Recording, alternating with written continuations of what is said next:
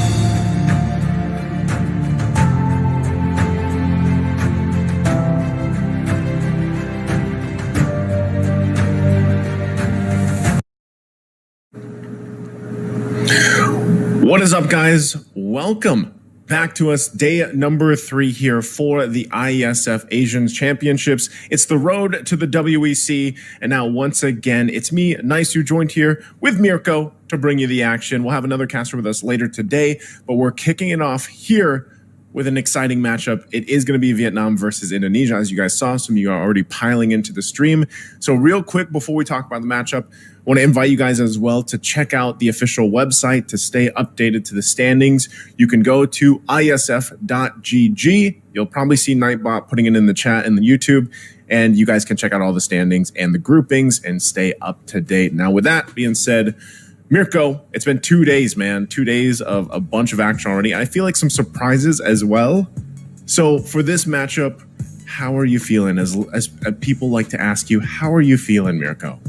It should be okay. I should be feeling good. It really depends on the result later, right? If Indonesia can get it done or not. But it looks like for Indonesia and Vietnam, they're kind of tied in the standings now. It's 1-1, 1-1. So they both have, 3 points to play with now. So both teams very desperately need a win to get to the next stage. In Group B, it's already kind of a tough group already. You know, we got Malaysia, we got Indonesia, Vietnam as well, and Laos. So the fact that Indonesia lost yesterday means that they cannot just, take a chill pill today. They got to go all out here up against Vietnam. They cannot hold out for too long. They can't wait. Yeah, they cannot wait. They can't be too patient with the moves. They got to take that momentum. They definitely do. So this is today's schedule. And as you guys see, we are going to be opening up. There's these 10 a.m. matches are all happening, right? But we are streaming Vietnam versus Indonesia. And like I said, you guys can all check out the standings for the off-stream matches that are happening. As you guys see, there's a plenty of them. And then later on, of course, we're going to see Cambodia and Thailand. And then later on, Myanmar and also Thailand and some more matches, of course. The ending match for today, though, we go back to Mlbb women's. So these first 3 matches for you guys in store for you are all these men's matches.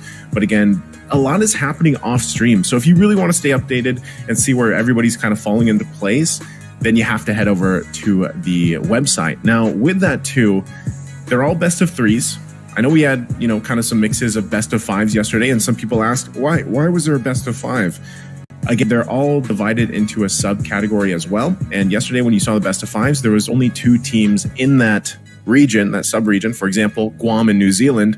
So they just had a best of 5 and they moved to the WEC directly. So for this one, again, I think there's nine nations for this category. That's why you have all those games happening at once. Vietnam and Indonesia is that first match for the day. And, I think some people would be rather surprised, maybe, depending where you're from, on what happened with yesterday in Malaysia versus Indonesia. Mirko, anything that stood out to you the most on why Malaysia was able to go and get the 2-0 against Indonesia? I think for the first thing that I want to talk a little about when it comes down to that matchup, right, how Malaysia was able to take control of the game all the way from the start as well, I think has got to be in the drafts. It does feel like Malaysia had a better grasp on the meta compared to Indonesia after the patch that we got.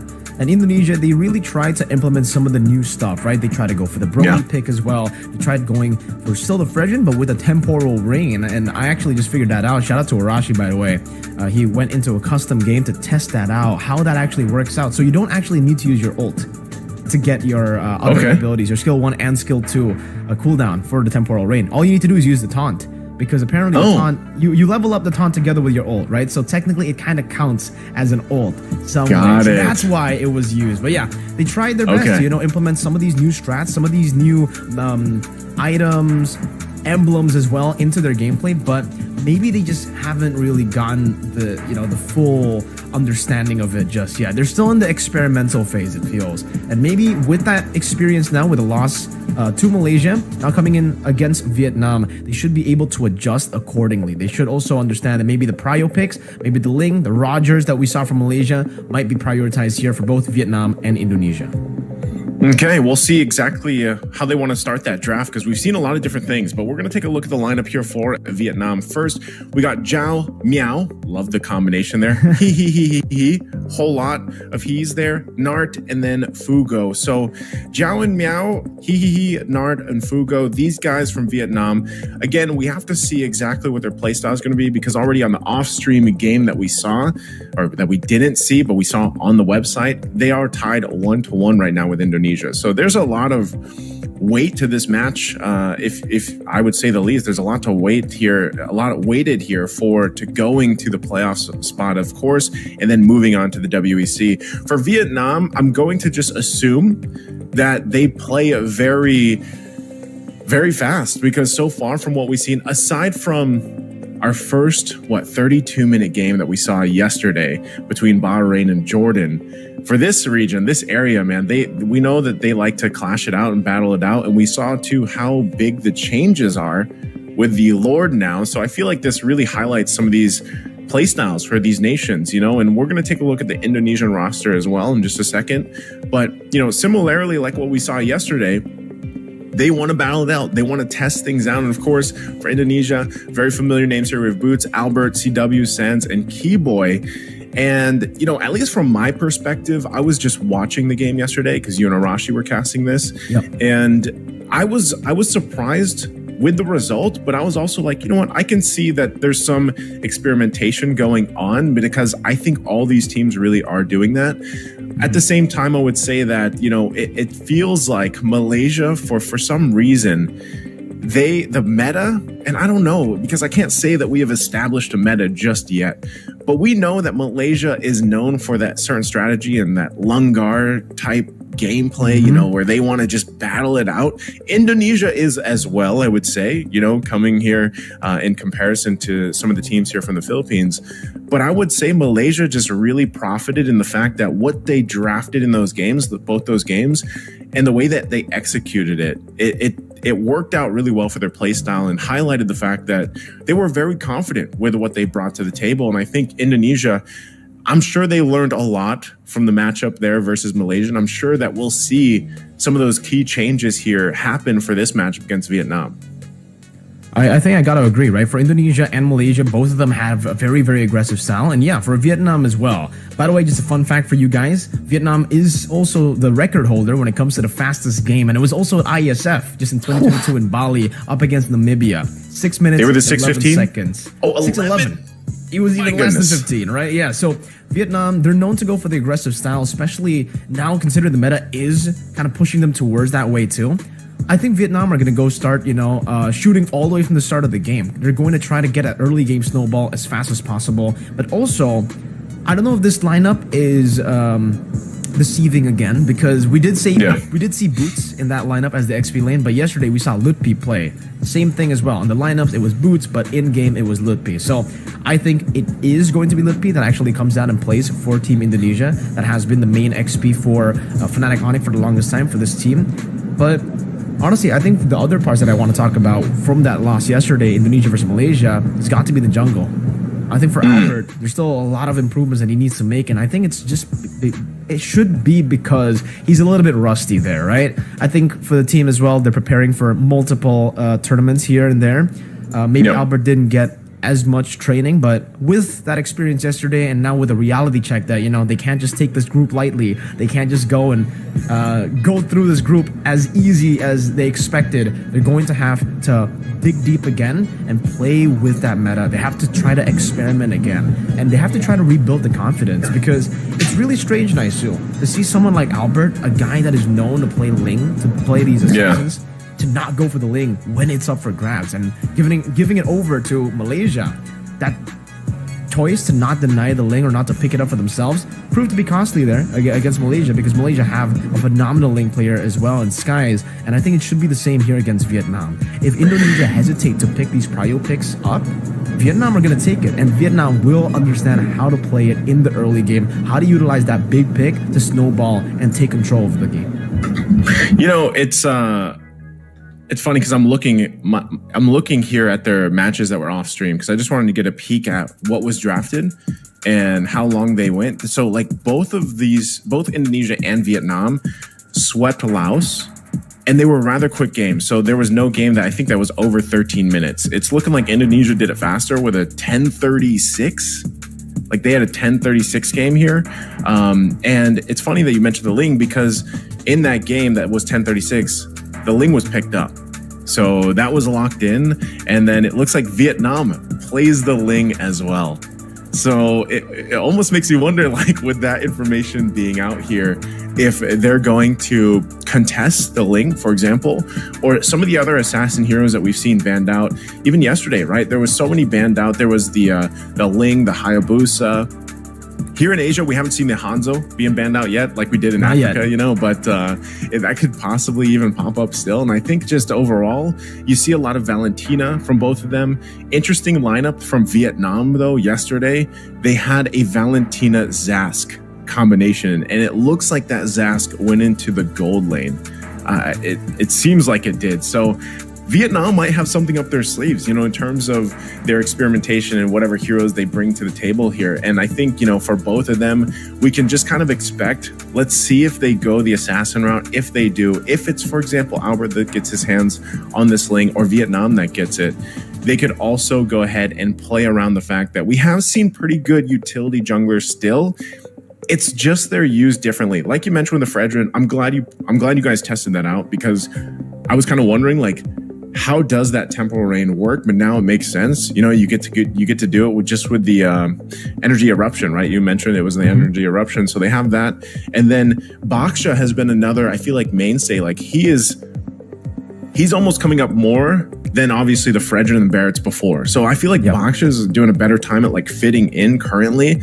And maybe part of that too is just the fact that he moves around the map so much, and usually when it's paired up with Baksha, you have an Angela usually. So if it's the Angeling, great. Maybe it's the Baling. I don't know if that Boxling. I don't know if that works, but that could work. And Jaxia could work too, you know, whichever way you want to do it, man. You know, it's up to you. But that's the thing. I think it's either the Bakshas that's contested, the Rogers we've seen constantly pop up. And for both of these playstyles, now that I've looked at the stats here from their off-stream games, they both had dominating sweeps against Laos. Now it's their time to go ahead and go against each other. And I'm hoping we kick off today with a 3-game series, because we had it yesterday. And now, you know, today, as we get a little bit closer to the playoffs and, you know, the seedings start to happen here, this is where I want those 3 games. You know, those 3 games, hopefully they're not all 32 minutes, you know, but it was good to see finally a long game yesterday.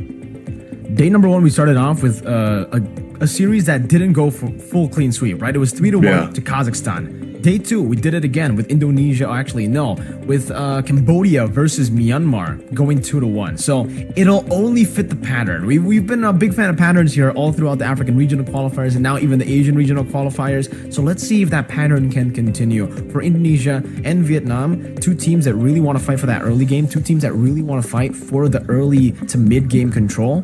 It does make sense that they are going to be a little bit more of a risk taker in these games, right? Especially in the early stage. So whoever takes control of the early game, they should be able to take control of the game. They should be able to develop the snowball. But my concern right now, or you know, one of my questions right now for the meta game is, where does Lo Yi fit in in this meta? Where does she fit in? Because it's kind of different now with the diversion being nerfed. We saw even Sans try to utilize it yesterday, and we did see some of these creative ways that you can still use a diversion, but it just feels like you're kind of limited. You're already kind of denied from going for, you know, all these spams to reveal vision, because back in the day with the Lo Yi, with the diversion being on such a short cooldown, you can just keep on spamming that. Spamming into the bottom lane, just getting vision. If someone's there, all right, don't take it. And if you do want to take it, it still makes sense. But now, because the window is a bit smaller, I think it's a lot smaller, especially in the early game when it's, you know, when you just leveled it up, it just makes it kind of difficult to utilize. Like, they go to the bottom lane, once they see the Lo Yi and bot, they know that for the next 2 minutes, maybe it's not really going to be up, it's not really going to be a threat. And maybe later on in the game, if it does go to the super late game, then we can get to see the normal creative Lo Yi diversions. But even the chip, these global presence heroes like the chip, the Lo Yi, we haven't seen a whole lot of success on these 2 picks. Lo Yi is a bit more 50-50, I'll give him that. But for the chip, this has been good. He's been the top prio pick in every MPL for the longest time Yeah. before the patch, and now as the patch drops, he just gone. disappears. Gone, completely gone. And we thought, you know, with the chip, you would actually be able to push in that early game even harder because there's already a Sky Piercer, there are already these big items for those early game picks. So if you want to go for early game brawls, it makes sense, in theory at least, that the chip would do good, right? He brings everyone into the fight, brings everyone to go and get that snowball early, but we've seen it once, I think, in the Asian regional qualifiers, and it Yeah. was from New Zealand, and it didn't work too well. They weren't able to get the win on that chip. So the two global presence heroes that are still relevant, I guess, should be just the Moskov and the Angela. Those are the two picks that have still been working out. Is that, and I would say, like, is this a welcomed change? Like, did people have enough of Luo Yi and Chip already? Because it was, like you said, and especially in the think so. professional leagues, it was picked up all the time, or it had to be banned. And it was in a weird kind of state where it's like, if one of the teams does get it, it's such a huge upper hand that brings to the table, which is so weird because Luo Yi was not, I mean, she was slept on for so long. Like, think how long Luo Yi's been out. I'm not even recall like when she was released in the game, but at one point she just got a little bit of a buff, and then boom, here she's every single match. So for me to see that change kind of unfold here for the past couple of days, I'm like, you know what? I like it. I like that she's not as strong. And to an extent, we saw some teams do crazy things with diversion, you know, and I feel like at the same time, with the current state of the game, let's say the cooldown didn't change. Let's say it was like still the same for the most part. But all the items and the changes that with the Lord and stuff came through, I think you still have to be very calculated in the usage of the ultimate, because just like I said yesterday, I was like, man, you get to the even 32-minute Lord was already kind of crazy, but it was happening before that. Like even around the mid 20 mark, you know, you're having some of these Lord fights break out and you're seeing it. And some teams can't fully commit to like just holding the Lord there. But with Luo Yi, a lot of times before the changes came out, they just be popping diversion after diversion, not even taking it though. Like sometimes it was just to juke them out, to think that they were going to go on this portion of the bush or, you know, in one of those hidden bushes and then come through the Lord that way. But now it's a lot more calculated. And overall, I just feel like Chip, I don't know. Like Chip is great. I think the shortcut can still be utilized. It's just for some reason we have not seen it work out too well. I don't know what exactly changed or made it so difficult for Chip to be able to work in a lot of these compositions. I think he still fits. Maybe it's like more now, instead of him just being banned or picked up, it's like he's a niche pick. He's still very valuable when it's picked up in a certain lineup, but you know, leave it at that. So interestingly enough, we'll see if these pop up here. But like I said, I think the Ling is going to be in contention for both these teams as now we jump into the draft here for game number 1 in this best of 3 between Vietnam and Indonesia. Again, for you guys joining us just now while we wait for the draft here, check out the official website for the updated standings and brackets at iesf.gg. And you guys can get a peek at what's been going on. These two teams both swept their opponents in the previous off-stream games, and they're sitting at 1-1 in the standings. So they both have tied points. Now they need to pull through ahead. And interesting, as we were talking about it, there's the chip. It's going to be banned out by Indonesia first. All right, so they're going to be respected here, and it seems, you know, it makes sense this time around. With the chip ban, because of the fairness ban, Vietnam really wanted to set up for that chip, really wanted to set up for the early ganks and to try to take away the maybe second HP bar that you can get with the Netherrealm. They go straight for the fairness ban. That's already very, very unique of a start, right? We don't really see a lot of fairness first ban. We usually see that for a lot of different heroes, but not the fairness. Maybe even the Roger at this point of the game, right? We've been talking about how Roger has been super prio because he's been able to be used as a flex pick into jungle, into gold, and it works in both lanes really, really well. Both roles really, really well. But it seems, again, for Indonesia, it's still going to be the same bans. Chip and Harith, they're still prioritizing that Harith ban over some of the others like the Roger as well. Meanwhile, for Vietnam, this is what we've come to expect really on the blue side.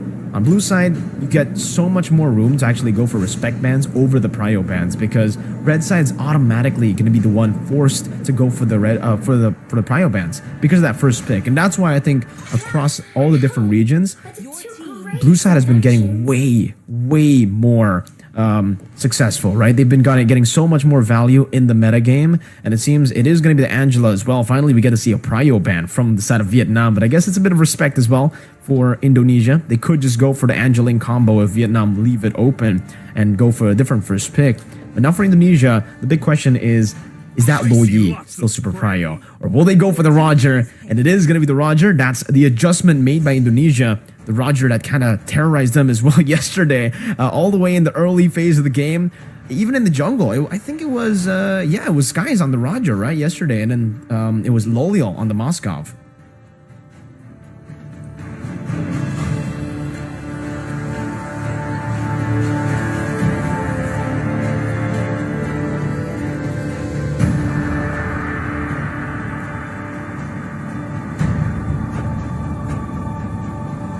Where there is light, there Your are team also is picking. shadows.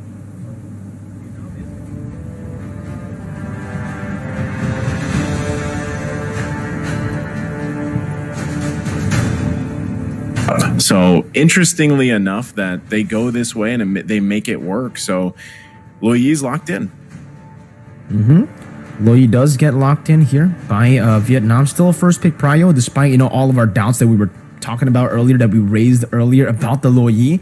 How limited you are to make those kind of like feints happen.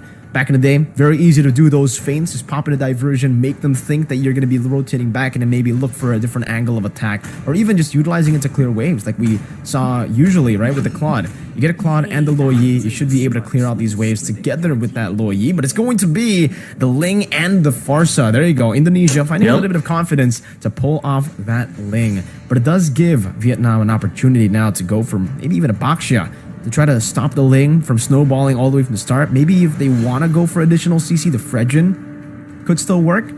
I'm not a big fan of the Temporal Rain, though, still. Even though now it makes sense, why you would go for the Temporal Rain and get the cooldowns off of the taunt.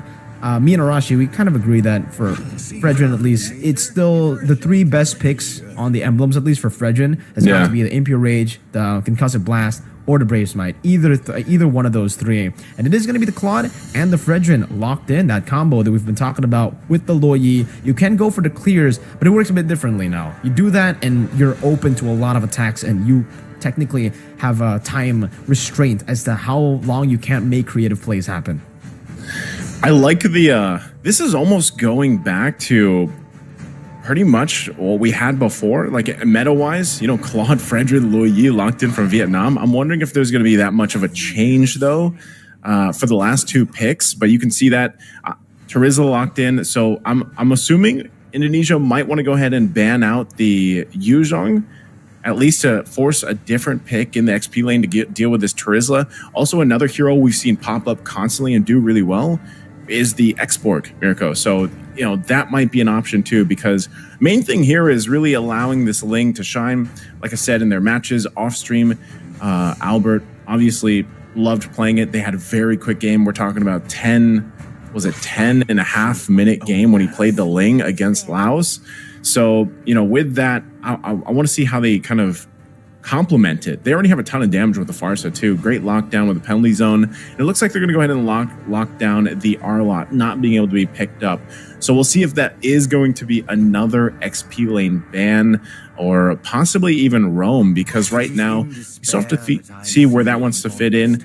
Looks like a Nathan ban, late game potential security there. So this also might mean Indonesia wants to pick up possibly, I'm wondering if they go Brody. That was the other hero they picked up in their game against Laos. They picked up Brody. You mentioned you were a fan of it currently in the meta. Look at this Masha. Here's the Masha ban. So interesting last bans. XP lane for Vietnam. I'm almost just assuming, like I said, the Yuzhong does get picked up, but they'll probably go for one more gold lane ban. I'm wondering if they actually want to go and ban out the Brody. I'm not sure if it's worth the ban, but it's definitely a solid pick.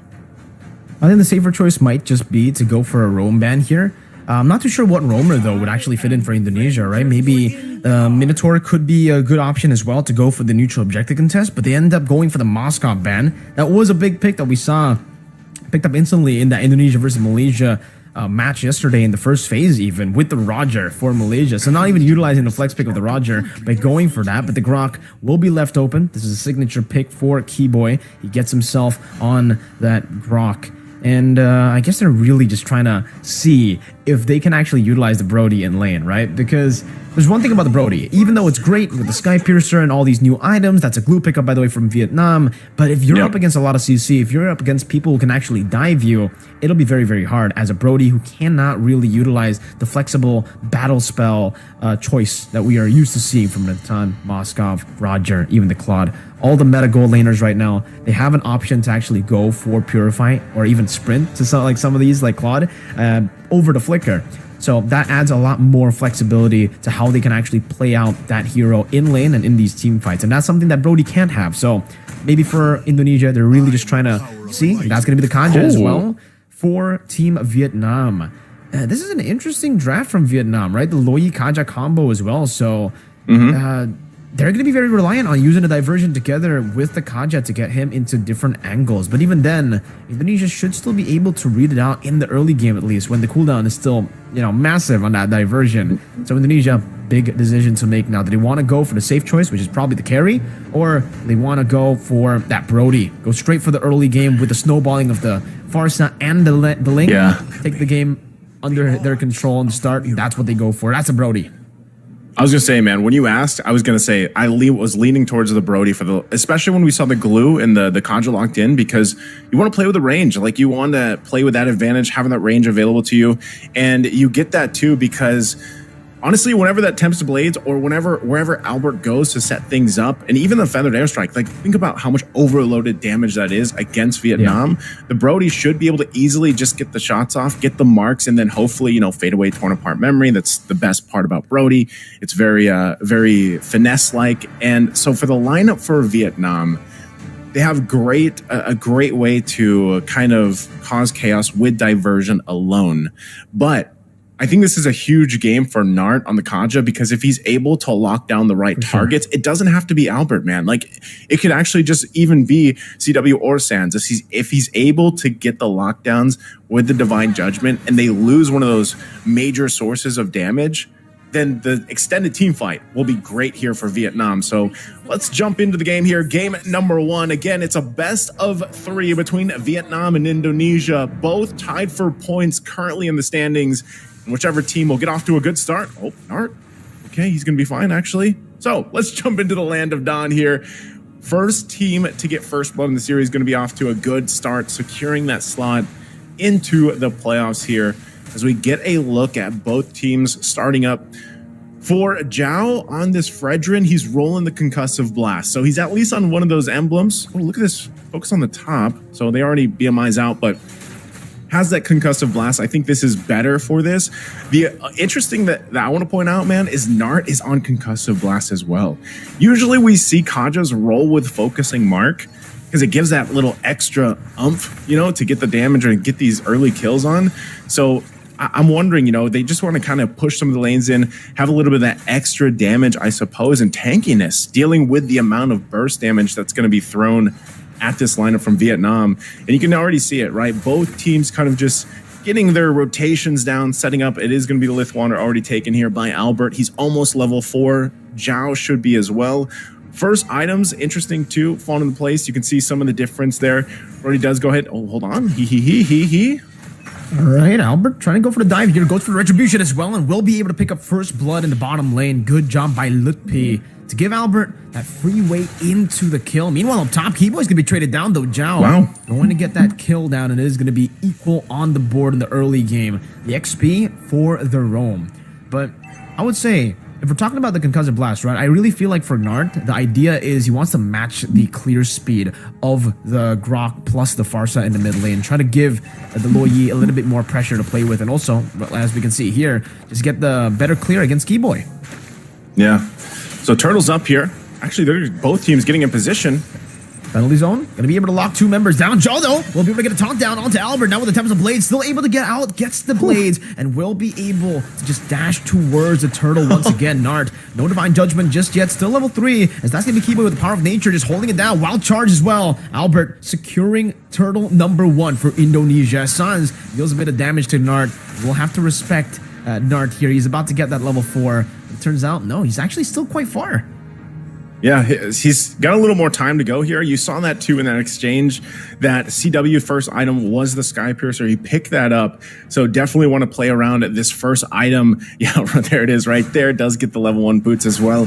So with this, I mean, what we just saw too, Albert being able to go in and get that kill, swoop on out, get the turtle is good for them because he's sitting on a double kill on a Ling. Like, this is the best case scenario you can be on with a hero like Ling, and we know it's a signature on that. So it's up for Vietnam to kind of stop this from getting out of hand, and that's where Nart comes in at this point.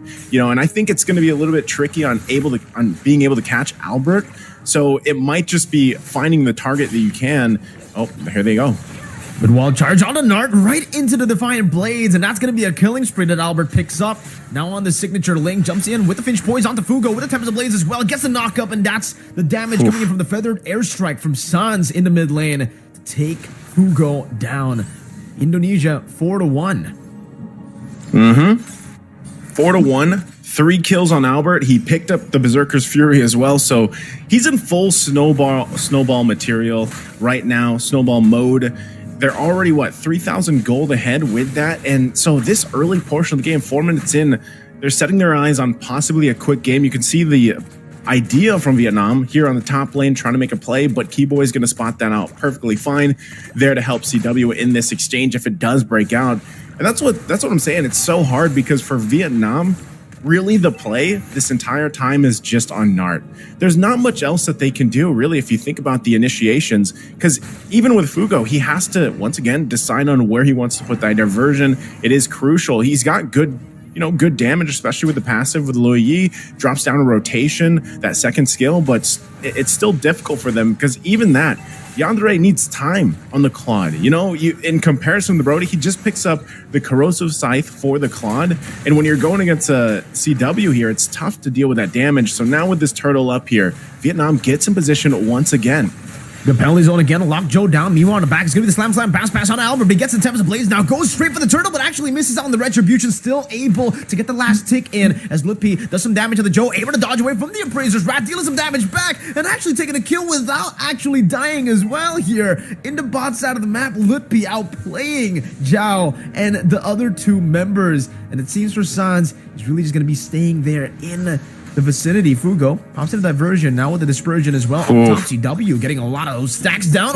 Last hit turn of our memory, and no, the Sky Piercer cannot take him down just yet, but Albert will, right with the Finch Poise and the Defiant Blade. Fugo going to be caught under the turret with the Feather Airstrike, dodging with the Flicker as Nart walks up together now. Doesn't have the Divine Judgment to really lock anyone down, and Mlbb will just be munching on these stacks from Glue, getting all the sustain he needs, and pushing Hehe back again. He just respawned, he just rotated back towards that bot side of the map, and he's already forced down to so low.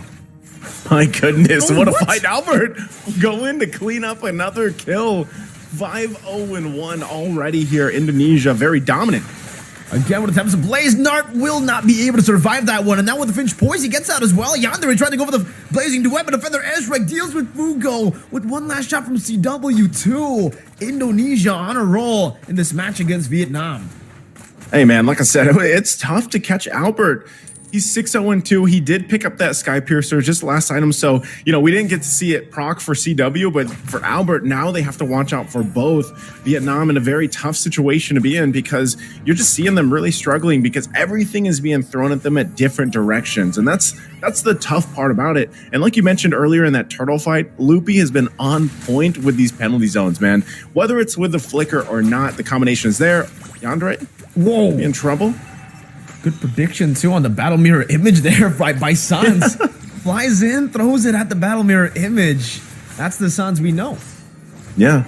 Again, kind of dealing with this whole 360 lineup, I would say, from Indonesia for Vietnam. Their head has to constantly be on a swivel, trying to find out where Indonesia is coming from. And even with this, they're going to use the diversion. So they find their own placements. Let's see if they can do it. Nart with the flicker on Divine Judgment, but now cancel out with the wild charge. CW going to be taken down, but they're all going to be stuck in the clump zone. And now the Feather Airstrike deals enough damage with together as Albert and Lutfi swing their hammer. Albert will be able to walk in towards the turtle, getting it down. The Finch poised to re-engage on the Joe, who gets a 3-man taunt, but they're all hitting. They're all taking him down, and his HP bar will not be able to handle that much pressure. Now with one member left standing, running towards the wrong side of the map, it seems for Indonesia, they'll be able to pick up this kill as they say to So they get him there, and this is just devastating, Mirka. I mean, we're talking 8 minutes in, 10,000 gold ahead for Indonesia, and it looks like Albert just so confident he's gonna go ahead and take this purple away. Almost getting Fugo, now getting knocked up, so there's a cancel there. Good save by Joe in the bottom lane. Wild charge right into CW with the smooch now, and he doesn't even need to commit a torn apart memory. Just a few basic attacks is enough with the help of that wild charge. Okay, like I was saying, this is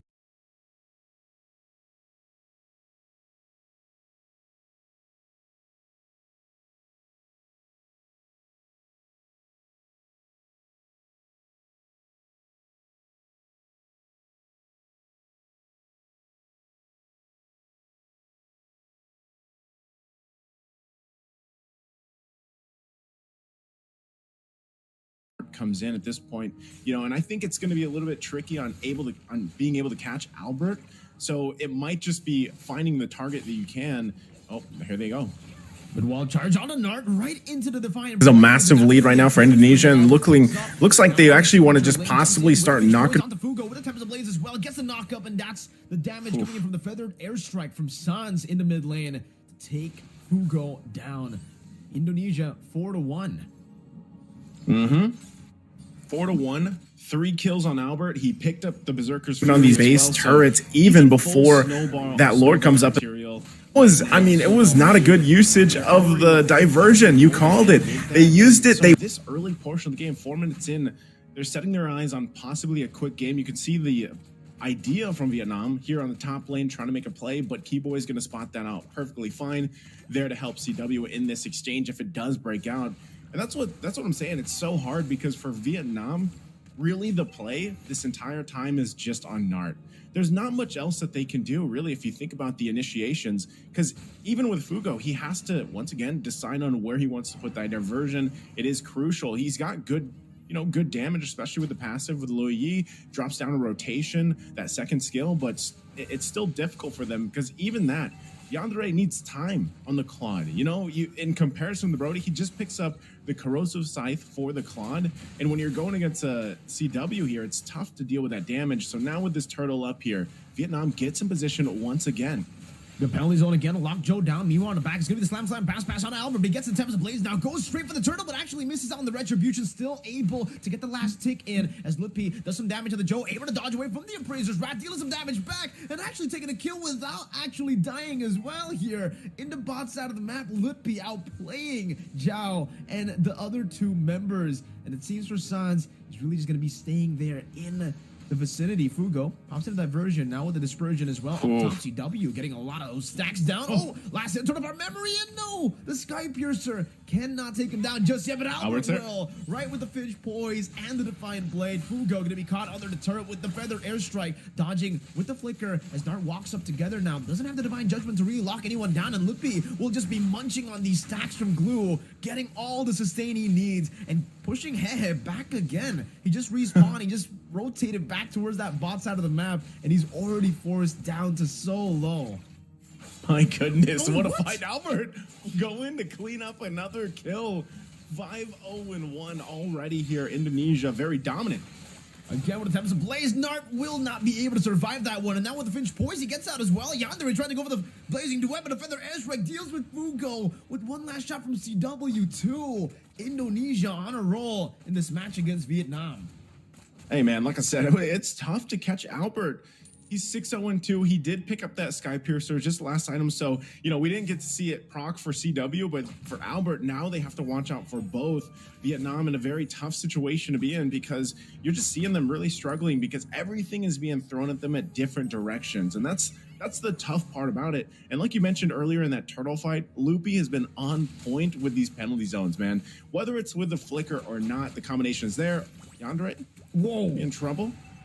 Good prediction, too, on the battle mirror image there by Sans. Flies in, throws it at the battle mirror image. That's the Sans we know. Yeah. Again, you know, kind of dealing with this whole 360 lineup, I would say, from Indonesia for Vietnam. Their head has to constantly be on a swivel, trying to find out where Indonesia is coming from. And even with this, they're going to use the diversion. So they find their own placements. Let's see if they can do it. Nart with the flicker of divine judgment, but now cancel out with the wild charge. GW going to be taken down, but they're all going to be stuck in the clump zone. And now the feather airstrike deals enough damage with together as Albert and Lutfi swing their hammer. Albert will be able to walk in towards the turtle, getting it down. The Finch boys to re-engage on the Joe, who gets a 3-man taunt, but they're all hitting. They're all taking him down, and his HP bar will not be able to handle that much pressure. Now with one member left standing, running towards the wrong side of the map. It seems for Indonesia, they'll be able to pick up this kill as they say to So they get him there, and this is just devastating, Mirka. I mean, we're talking 8 minutes in, 10,000 gold ahead for Indonesia, and it looks like Albert just so confident he's gonna go ahead and take this purple away. Almost getting Fugo, now getting knocked up, so there's a cancel there. Good save by Joe in the bottom lane. Wild charge right into CW with a smooch now, and he doesn't even need to commit a torn apart memory. Just a few basic attacks is enough with the help of that wild charge. Okay, like I was saying, this is a massive lead right now for Indonesia, and looks like they actually want to just possibly start knocking on these base turrets even before that Lord comes up. It was not a good usage of the diversion. You called it. They used it. They went to the bush in the mid lane, and then they were left to their devices for the rest of the team, and it all just got collapsed on. Like I was saying, man, it's a 360 lineup. You don't know where Indonesia's coming from. So now that they get this Lord here, that could possibly be the Lord. I know it is only the first one, but this could be the Lord that Indonesia uses to end the game early on. We saw both these teams go for 10 to 13-minute games in the previous matchup off stream. Sans? Gonna be caught, doesn't have the flicker, and will be taken down. Sans with the signature overextension as well, right as they get the Lord. And it will be Sans who gets taken out here. Albert picks up a BOD, 12-0-4. Jeez. That's also just war cry. Like, I don't know. Are you sold on the war cry now? Like, do you think it's a pretty good emblem to pick up here? Yeah, I've got to say that the war cry is really good, especially considering, on the Ling, when you use the Tempest of Blades. Even before that, I think, just when you use the Finch Poise and then Divine Blades into the front, you already get the proc. So it's very easy on Ling. So, man. Sans, 3 members.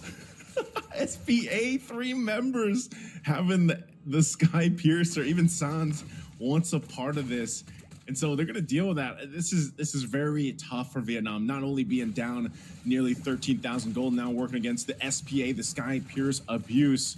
And so Lord makes its way top side. Vietnam on the defense. Indonesia looks to go in with conceal.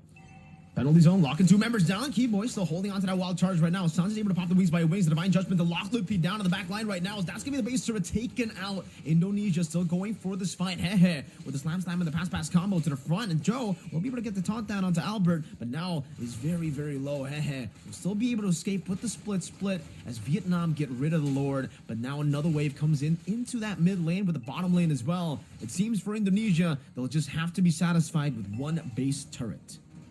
That's all they get. I'm actually surprised that that is all they get in the exchange, given how far ahead Indonesia is right now, and even with the 3 Sky Piercers. But I think it's also just a form of discipline that they're showing for Indonesia right now. With the lead that they have, they probably could have punched it in even further. Hold on.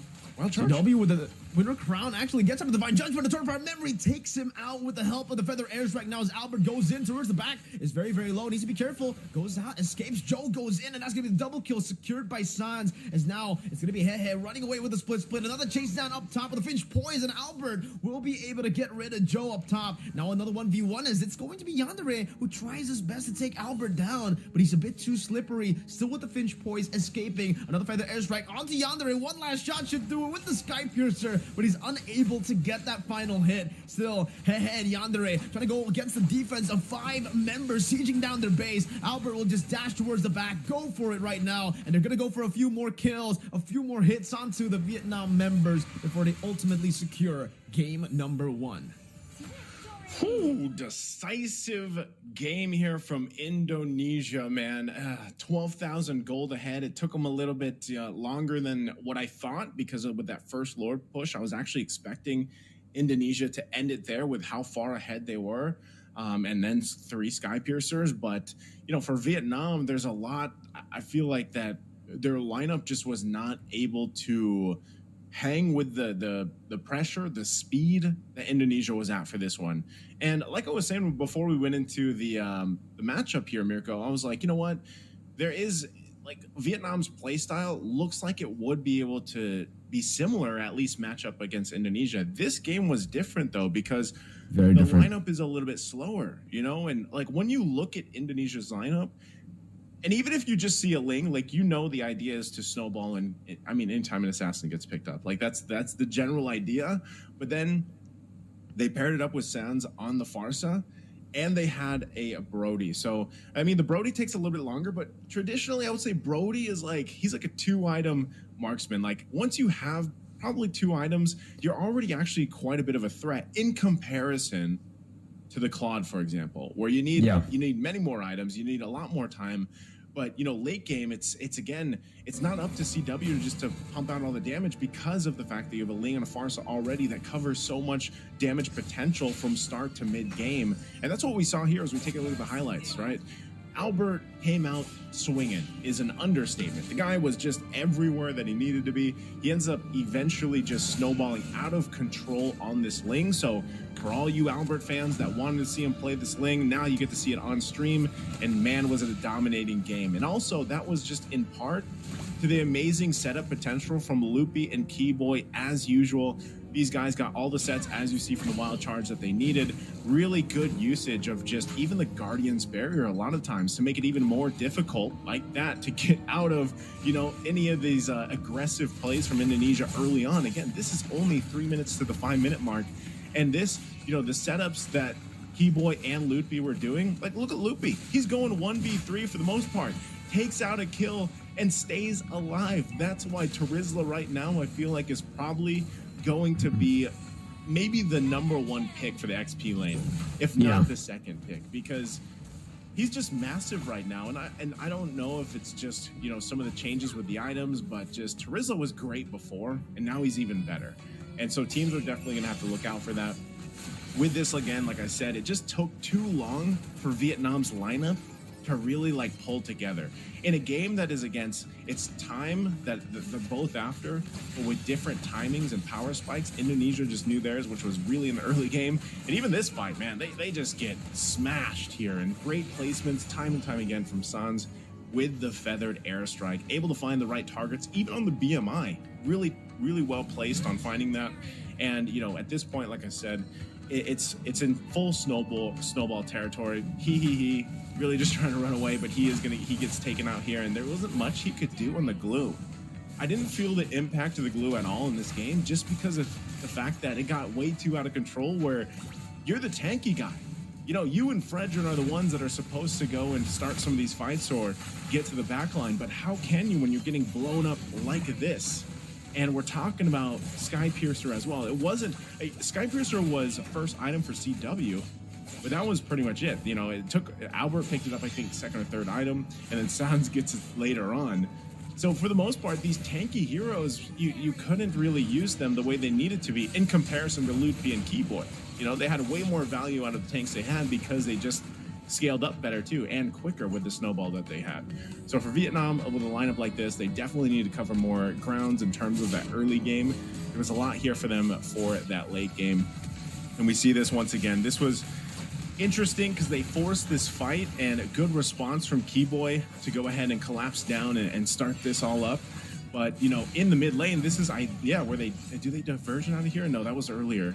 So, you know, again, team fight after team fight, you can already see massive leads for Indonesia, and for Vietnam, not able withstand that pressure, that momentum that was built up here. You still got to go, you got to see all the team fights that unfolded between them, but MVP is probably going to be Albert, on this Ling. I don't know if you agree with that or change it, but here, let's go ahead and look at it.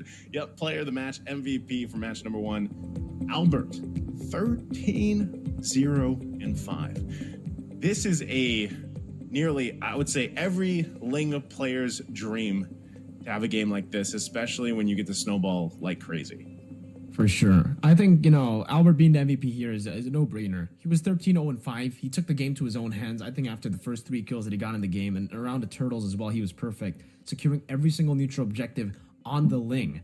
You'd expect him to get 3 kills early, but I don't think you would expect him to out-retrade, to outtake the Fredgen on the neutral objectives, especially considering there's a Kaja on the enemy team. But I do want to talk a little bit about that Kaja pick, Naisu. It definitely did feel like there were too many targets to go for. Kinda. Yeah. Like you said, right, in the draft, the Kaja could go for Sans, could go for CW over Albert. And again, maybe the fact that, you could go for all these members makes it so that it's just very, very confusing for him. He doesn't know who to go for in the end, and they have had those countermeasures. I think after a while of trying to go for Albert but not being able to catch Albert, after a while of going for Sans and not being able to go for Sans, he decided to go for CW. And he was able to get that, I think, in the second turtle, around the second turtle. Good Divine Judgment with a flicker to catch CW, but then that's why we saw the adjustment from CW. Instead of the normal Wind of Nature or a Rose Gold Meteor, he decided to go for the Winter Crown. That is now adaptive attack. So yeah, he can still get the value out of that adaptive attack to go for physical, and while simultaneously also getting that suppression down, getting an untargetable item used up so that he can actually escape from the Divine Judgment. And that's actually what we get to see. Because he popped into Winter Crown and Nard popped, tapped on the Divine Judgment. The Divine Judgment went to Lutpi, I think it was. And very, very good baits, very good adjustment from Team Indonesia in this game throughout, up against that Kaja. After some of the successes that we saw from the Kaja, it responded to it almost instantaneously, right? So maybe something like a Kaja with the Loi, it doesn't work as well anymore. Because we were already talking about, how we are doubting the Loi pick. We're doubting how prio Loi is in this meta. With the chip too, to be fair. But the chip did get banned. The Loi didn't, and maybe that's why they didn't ban it. Maybe that's why now they're actually banning the Roger over the Loi. You're so limited now on the Loi. It just feels like that creative diversion is no longer creative. It becomes super easy to read. And even if you pull off 1-2 good diversion plays, send the Kaja back. Once you do that, and if you don't get the big play, you're done, right? The diversion is going to be out for such a long time. And I think for the Loi as well, at this point, maybe we might see like a fleeting time Loi. Maybe they might try to go for some additional cooldown on that big ultimate. But yeah, I don't know. It doesn't seem like the Loi has been getting a lot of success. Sans tried to pull it off yesterday. Didn't work out. Now today, it's Vietnam who tried to pull off the Loi, and it still didn't work out. Times are changing, and like I said, it's good. I hate Loi. Yeah, I was gonna say it's good for me. I'm happy with the way things have shifted. I'm glad that at least the mid lane, for the most part, too. Even looking at some of the off-stream games, there's still good variations for mid lane. I mean, yesterday we even saw the mid Charizla, which threw me off, right? But I think there's still a lot of good variation and flexibility that can happen in the mid lane. And for the longest time, it was just, Loi Novaria, and maybe, a different hero here and there. But so far, I think even from, the African qualifiers, now here for Asian, we've seen a good mix of different heroes in the mid lane, and it's refreshing. I think Loi had her moments in her time, and she can definitely still fit in some compositions. It's just she's not as OP now because of the way that diversion works, and you really have to be careful in using that. So, and I think it's a good thing you pointed it out, like the combination of Loi with the Kaja. In this, you lack. I mean, you lack the damage because, for one, Luoyi, we know she can actually do pretty decent damage early with her passive and everything, and dropping rotations and getting those the yin and yang combinations off. But the problem with this is, like you said, at some point, especially when the radiant armor started to come online, it's you lose so much damage in comparison to a Farsa combination. Like Farsa alone, her damage is pretty good throughout the entirety of the game. And I couldn't recall on exactly the build path that Sans went, but I love the magic items right now. Like I love the fact too that even with the glowing wand, it has that built-in Necklace of Durance passive now in it.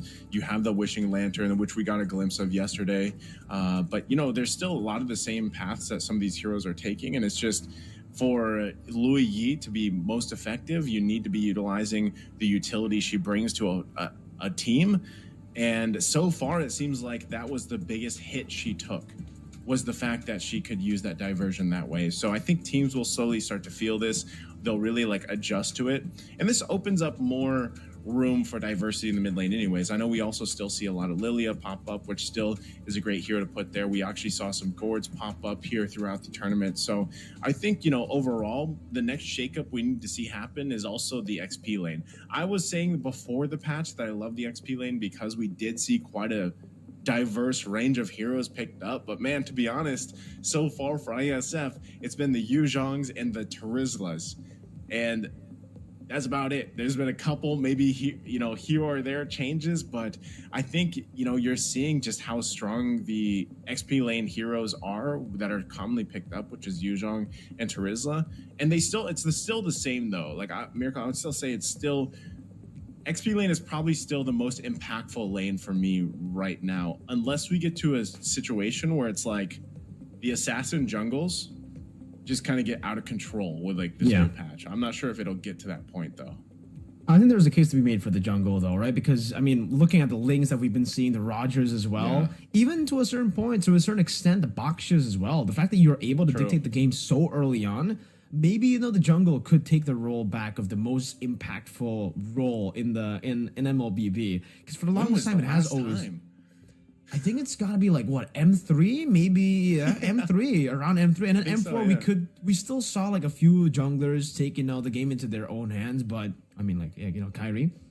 But after that, really, the jungle became a retreat only kind of lane, retreat only kind of role where you're there specifically to go for retreats, to Lord dance, and that's it. And hold I that love Lord, the change. Get that retreat. Exactly. Hold that Lord, LDE. They enjoy those Lord dances, right? And a bit too much, I feel. They enjoy those Lord dances a bit too much.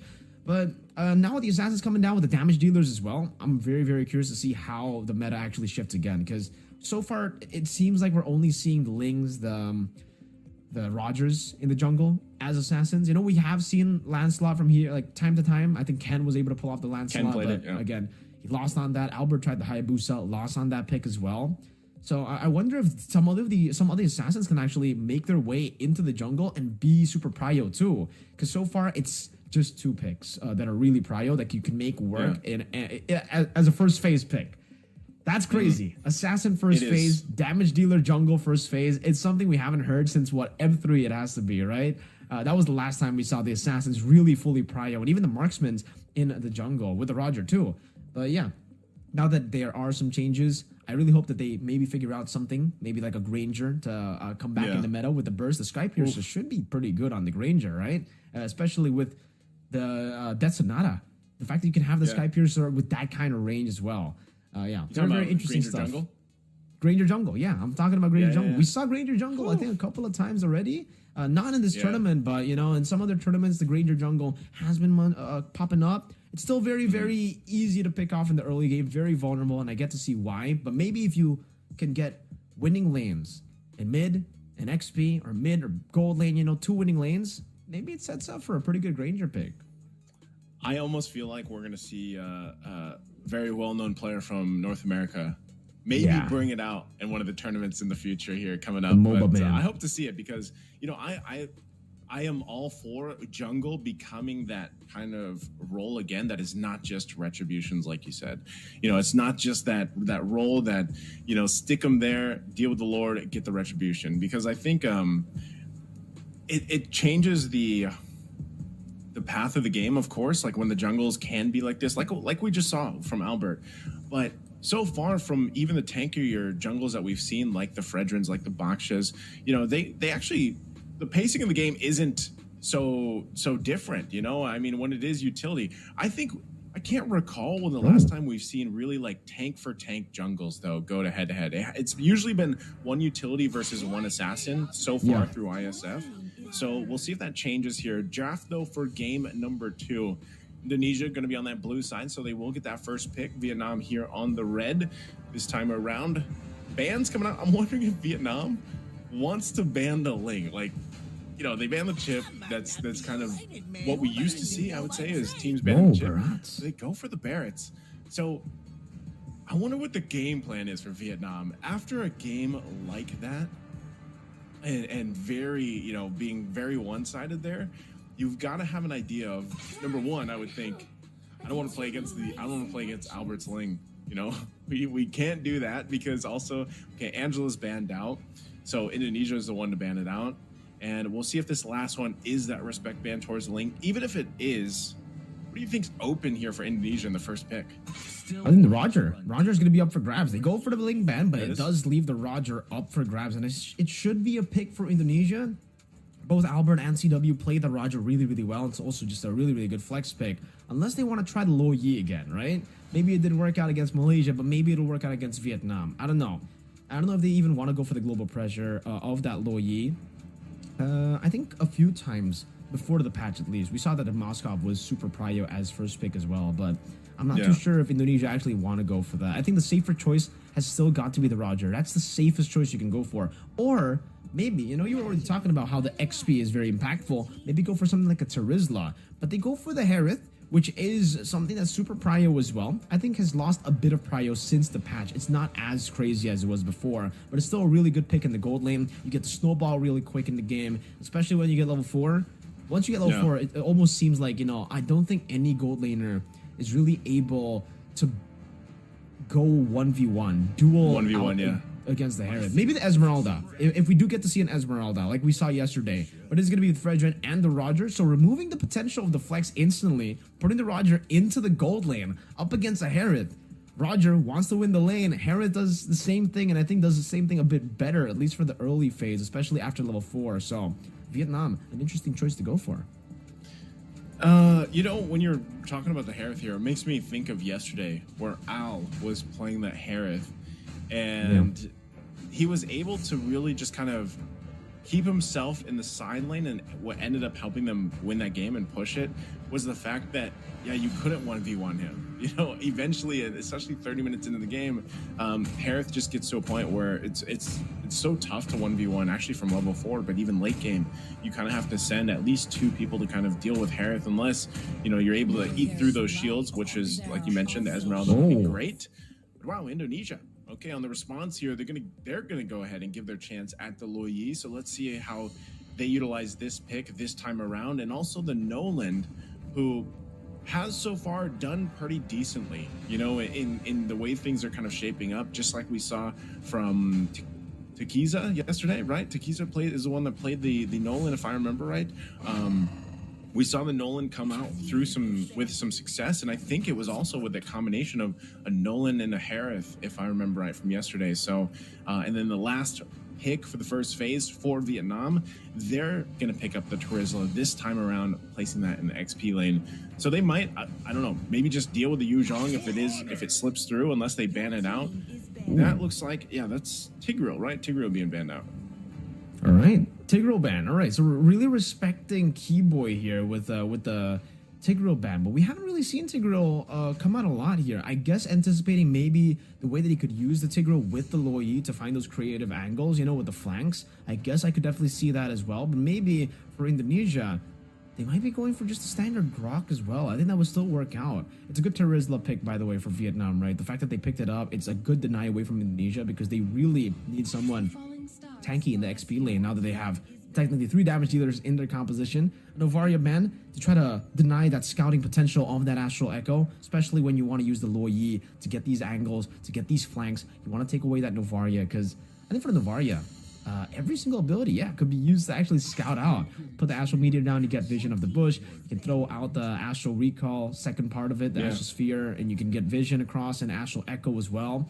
The Grok will be banned out. I was expecting the Grok for Indonesia, and it's a good read by Vietnam to take that pick up, because it feels like with the Fredrin even, right, it doesn't really matter if the Fredrin is better at contesting these neutral objectives than any of the assassins that's picked up by Indonesia if there's a Grok in the hands of Indonesia, because then they'll be able to just utilize that wild charge CC around the walls, get that CC down in the Fredrin, and it basically becomes a full 100-0, no 50-50 at all for the Retribution, full easy retry for whoever the jungle is, and it's gonna be the Valentina ban. So again, also respecting the fact that maybe they want to be going for these big ults. I think the Minotaur might show up now, because the Valentina, as of right now, the 3 picks that we have for Indonesia, there's no real pick that actually warrants, you know, the Valentina ban. Maybe the Diversion, but even then, we don't see a lot of Valentinas go for the Diversion anyway, so maybe they're just going for some big ults in the second phase. Maybe an Arlet and a Minotaur. I think both those could work. Yeah.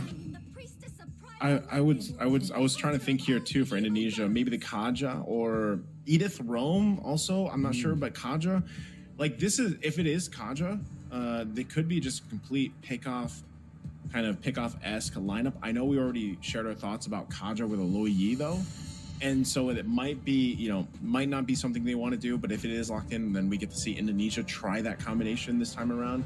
Another thing I could think of is, of course, the Edith Rome that has popped up a couple times, and again, it really, like, they're so overloaded on magic damage right now, and we saw what kind of happens to teams that do this before. So I think, you know, you kind of have to take that into consideration. So it looks like the Arlot is going to be picked up. That's also a good source of physical damage, but it's mostly that final slash that you can use. And, you know, if you're just trying to sweep them into the Zaman Force, that might be a game plan already. Wow. Okay, interesting that a Guinevere is going to get picked up here, and I'm assuming that is going in the XP lane to, unless it's going to be Rome. Like, Arlot could go XP lane as well. Who does better against the Terizla here, do you think? I think the Arlet definitely needs to go to XP, right? The Guinevere XP, though it can work, I'm more of a fan of the Guinevere as Rome compared to XP, but that's going to be the Phoveus as well, and that's a great pick by Vietnam. So many dashes from Indonesia. Every single one of them can actually dash, except for the Luo Yi. So incredible value here as the last pick comes into the XP lane. And oh wow, I'm really impressed with the Phoveus pick. We don't get to see Phoveus a whole lot, and we finally get to see him here. We usually see him even in the mid lane, and I think that's what they're gonna do. The Phoveus will be in the mid lane for Fugo, not on the XP. It's gonna be Hehe still on that Terizla. All right. What do you think, Naisu? Do you think the Phoveus is better as an XP laner or a mid laner? I think for this, mid lane, because you want to be rotating wherever the Nolan is.